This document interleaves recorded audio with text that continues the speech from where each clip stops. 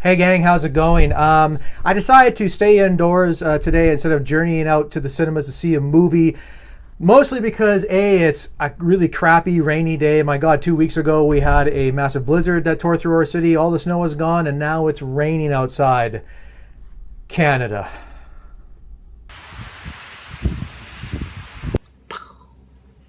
I'm trying to make a concentrated effort to see some of the films that I missed during the summer film season, primarily because I was really focused on seeing all the massive, big budget summer blockbusters that a lot of little films sort of slipped through the cracks and I didn't get a chance to see them. There was also a lot of laziness on my part because a lot of these films did make it to art house cinemas in Saskatoon and I just never got around to seeing them. One of these films is The Infiltrator. So I decided to watch it via video on demand, via my Xbox One in the comfy confines of my living room / home theater room. Are you excited for the movie, little guy? Oh, I'm so excited. I'm so excited I can't even move. Until now.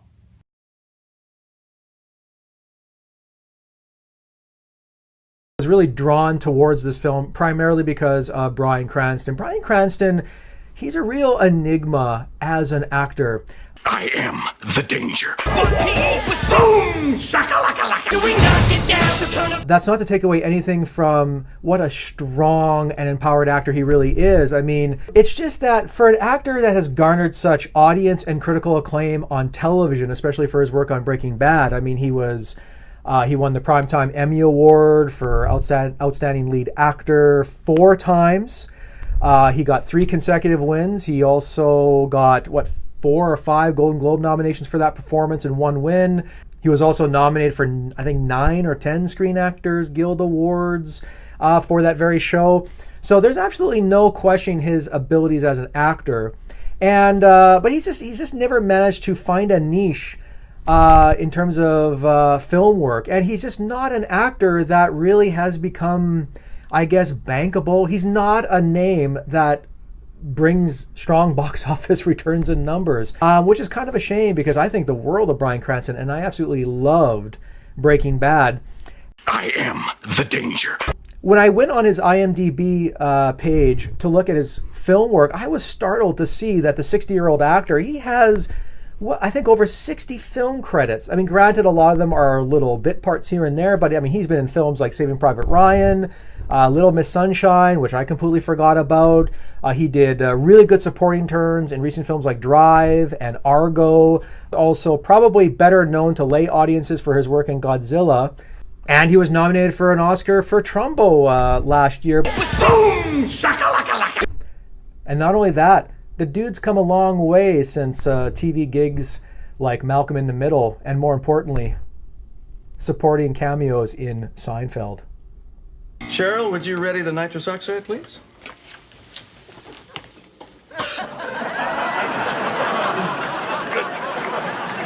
So enough talk from me. I'm going to go into my living room and watch The Infiltrator, and I will be back with a review.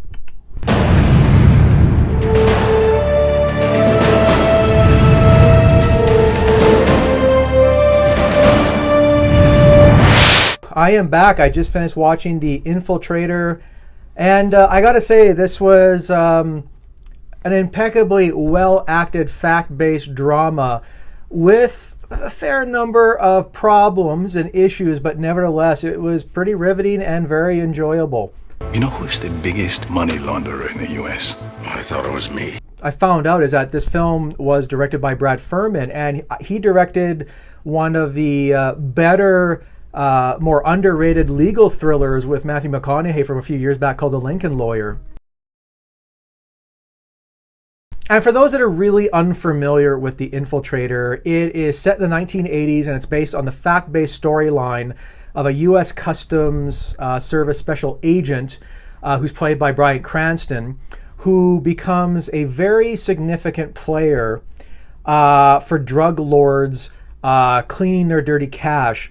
And he infiltrates, hence the title of the film, the world's largest cartel and helps to sort of discover and bring down the money laundering organizations that are run by Pablo Escobar himself. Listen up. Washington wants to make the biggest bust in U.S. history, Pablo Escobar, and his main distributor, Roberto Alcano. He's also able to take down certain financial institutions that are in bed with Escobar. Let's do this. Welcome to the United States. One really great thing about The Infiltrator is that it never once seems to glamorize undercover work, which I think is really great, because I think some films have a tendency to really sensationalize it and glamorize it, but this film doesn't really do that. It really shows how incredibly difficult and nerve-wracking this profession must really be. This is what I do. I'm an undercover narcotics agent. I sit with murderers and made men, and I lie. I lie my ass off. It's a profession that is always built upon second guesses and looking over your shoulder and having deep-seated concerns about your cover being blown. And I think that the film captures that very, very well.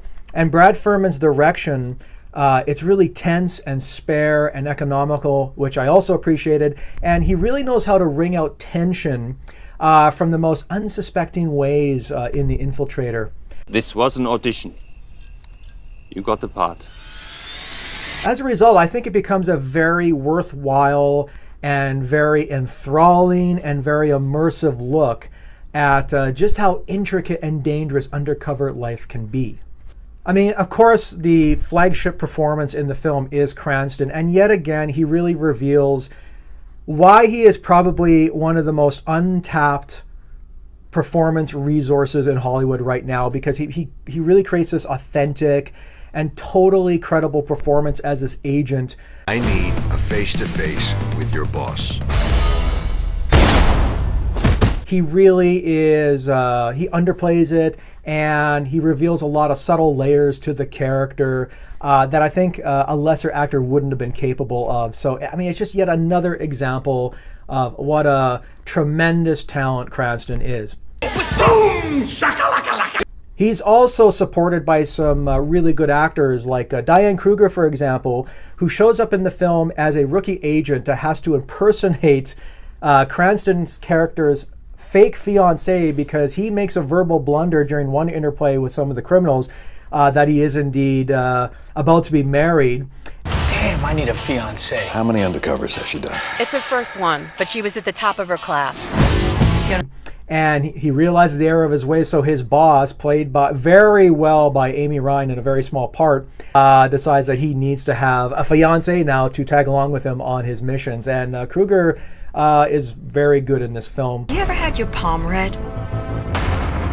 Destiny has marked you. Also, Benjamin Bratt shows up as one of the key criminal players in the film, and he brings this level of soft-spoken and quiet intimidation to his part that serves it well. Nothing good ever comes in the absence of trust. John Leguizamo also shows up as Bryan Cranston's partner in a very John Leguizamian performance, if I can call it that. But That dude's nuts. I know these people. You gotta play with them. the quick-witted, motor-mouthed, very pragmatic characters that really cut to the root of matters with stinging truth. But he does it so well, it's hard for me to fault him for playing these same types of characters over and over again. The film is also quite good looking. Like it really has this grainy, textured cinematography that I think really serves it well. I think it's also important that the film balances tension and scares with some sly, wicked humor. So, I mean, it really balances the laughs and the drama really, really well. We need to find new undercover identities. Hey, look at this, Falcone. Look at the dates. Yeah. You do the math. I'd be 77 years old. As for the problems with The Infiltrator, as a period film that's set in the 80s, I rarely felt like this film completely submerged me within the decade. One of the problems with a lot of films that are set in like the 70s and 80s, for example, sometimes they become so garishly ostentatious that they become distracting, and in other times it rarely makes you feel like you're fully immersed within their period. And The Infiltrator, despite being a well-shot film with really good cinematography, I just didn't feel like it it really capitalized on the opportunity for really capturing its period decor really, really well. And as a child of the 80s, it didn't make me feel like I was a part of this 1980s world. So that's one little nitpick that I had with the film.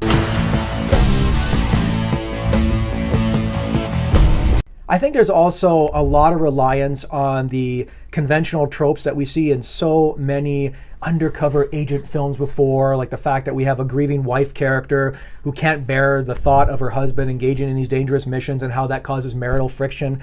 The subplots like that in this film, they have a real been there, done that look and feel. Promise me this is the last one.